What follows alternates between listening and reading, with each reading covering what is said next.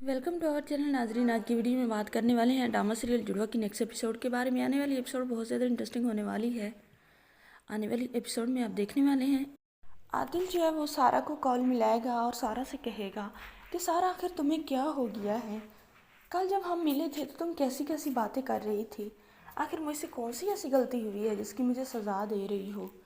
इतना रूड और टॉक्सिक जवाब तुम्हारे सुन के मैं तो सारी रात नहीं सो पाया। तो सारा जो होगी वो आदिल से कहेगी कि कल तो हम मिले नहीं हैं, आपका दिमाग ठीक है।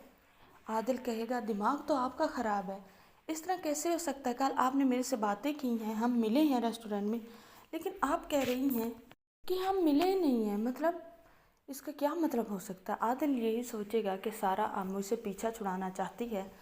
वो तो देखो मेरी हकीकत वाली बातों को भी झुठला रही है।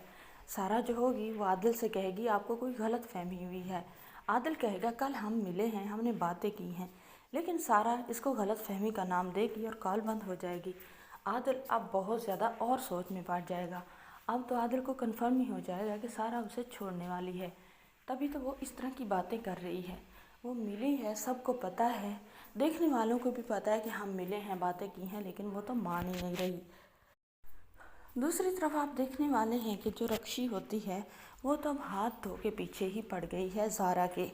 वो तो अब यही समझती है कि ज़ारा बहुत बदतमीज़ है और ज़ारा की वजह से ही उसकी यहाँ पर जगह नहीं बनी।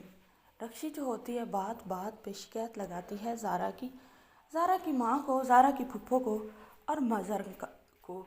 लेकिन मज़र जो होता है वो तो रक्षी को एक आंख भी देखना नहीं चाहता। वो तो रक्षी को कहता है कि आप यहाँ से भागे, दोबारा मेरी बेटी के बारे में कोई बात लेकर मेरे घर ना आइएगा, वरना आपका वो हशर करूँगा कि आप खुद को पहचान भी नहीं पाएंगे।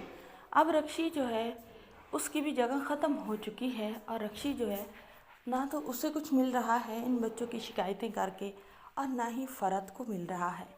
नाज़रीन आने वाली एपिसोड में आपको ये सब दिखाया जाएगा। चैनल पर नहीं तो वीडियो को लाइक शेयर, चैनल को सब्सक्राइब।